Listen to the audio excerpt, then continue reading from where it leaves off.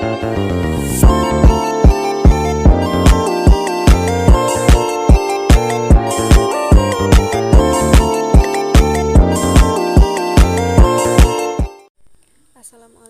warahmatullahi wabarakatuh. Perkenalkan, nama saya Seli Wulandari. Saya dari kelas HTN 6B dengan NIM 1062116. Di sini saya akan memaparkan makalah dari kelompok 4 dengan judul Pra-Peradilan. Yang pertama, pengertian dan tujuan pra-peradilan. Berdasarkan pasal 1 butir 10 KUHP yang berbunyi, pasal 1 butir 10 pra-peradilan adalah wewenang pengadilan negeri untuk memeriksa dan memutus menurut cara yang diatur dalam undang-undang tentang yang pertama, sah atau tidaknya suatu penangkapan atau penahanan atas permintaan tersangka atau keluarganya atau dari pihak lain atas kuasa tersangka. Yang kedua, sah atau tidaknya penghentian penyidikan atau penghentian penuntutan atas permintaan tersangka, penyidik atau penuntut umum demi tegaknya hukum dan keadilan. Yang ketiga, permintaan ganti rugi atau rehabilitasi oleh tersangka atau keluarganya atau pihak lain atas kuasanya yang perkaranya tidak diajukan ke pengadilan.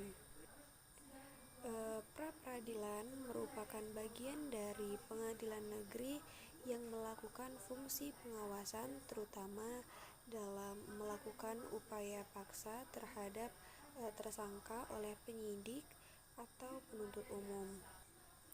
Lalu ada tujuan pra-peradilan. Tujuan utama dibentuknya pra-peradilan untuk melakukan pengawasan horizontal atas tindakan upaya paksa yang dikenakan terhadap tersangka selama ia berada dalam pemeriksaan penyidikan atau penuntutan, agar benar-benar tindakan itu tidak bertentangan dengan ketentuan hukum dan undang-undang.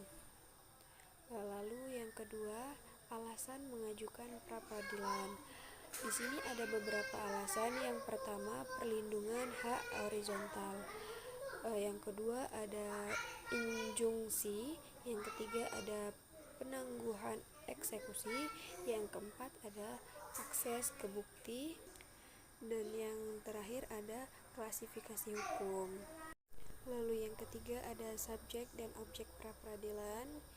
Yang pertama, subjek pra-peradilan. Ketentuan dalam KUHP tampak bahwa subjek pra-peradilan terdiri dari pihak yang dapat mengajukan pra-peradilan, yang mana yaitu penyidik, penuntut umum, tersangka atau ahli warisnya, dan pihak ketiga yang berkepentingan.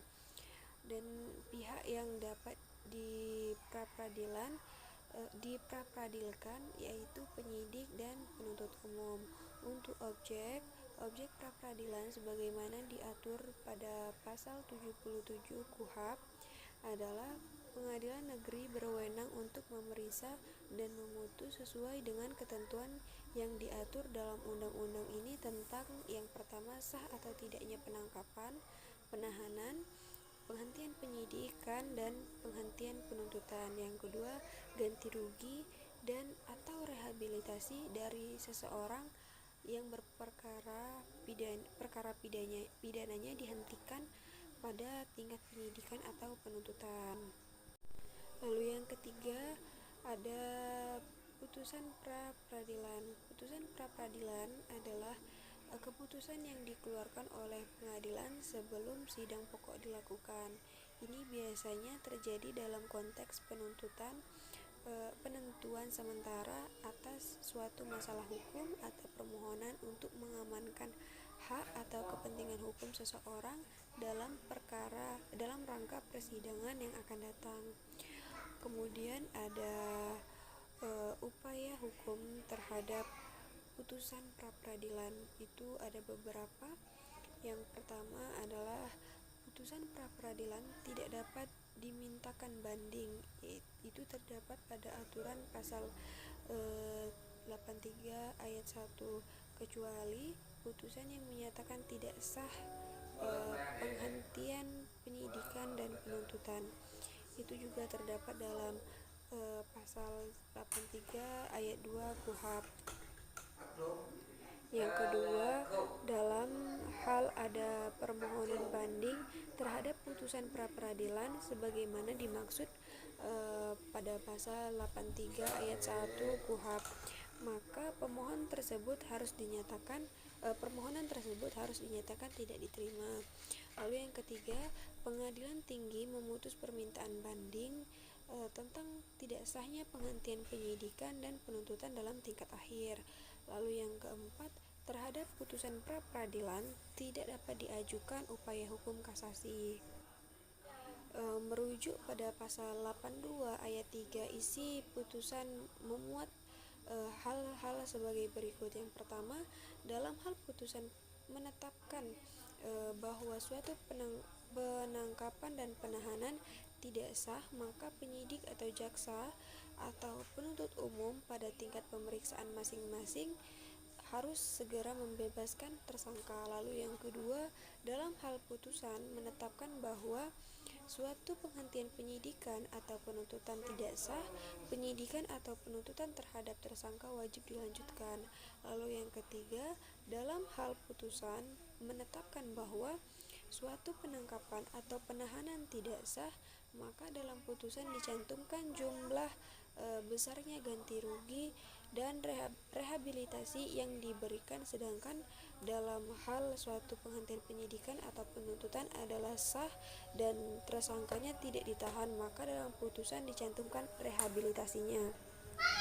Lalu yang terakhir, dalam putusan penetapan bahwa benda yang disita ada yang tidak termasuk alat pembuktian, maka dalam putusan dicantumkan bahwa benda tersebut harus segera dikembalikan kepada tersangka atau kepada siapa benda itu disita. Demikian pemaparan materi yang bisa saya sampaikan.